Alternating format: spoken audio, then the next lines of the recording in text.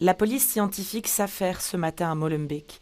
Dans ce bâtiment, ce sont 2 personnes qui ont perdu la vie hier en fin d'après-midi. Quand on est arrivé ici vers 3 heures, on a vu qu'il y avait la police devant.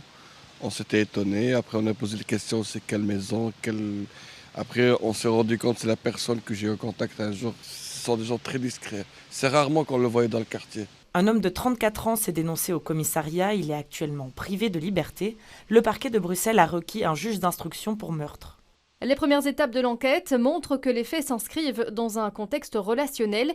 L'enquête se poursuit afin de déterminer ce qu'il s'est passé. Parmi les victimes, Paul Beuys et son ex-compagne. L'homme est un artiste emblématique de Molenbeek. En 2022, il aide à redonner vie au parcours d'artistes de la gare maritime. Je dirais qu'on est le Saint-Gilles d'il y a 20 ans, une commune maintenant avec beaucoup d'artistes très vivaces et surtout multiculturels. Rassembler, échanger, transmettre, une vocation qui le porte à collaborer avec des habitants pour construire cette œuvre, encore suspendue dans le bâtiment communal de Molenbeek.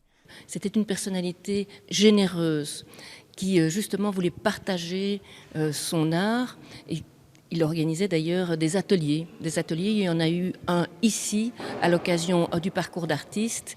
Et il était toujours à la disposition des jeunes ou des moins jeunes. Paul Beuys est un homme discret, au point d'utiliser un pseudonyme pour signer ses œuvres.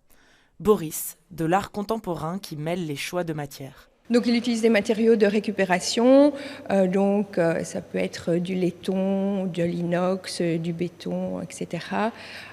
Et alors il va utiliser aussi la photographie, faire des sculptures et principalement avec des jeux de lumière assez intéressants, je dirais. L'artiste est décédé à l'âge de 63 ans. Ses œuvres restent actuellement exposées à la Maison des Cultures et au Belgian Chocolate Village.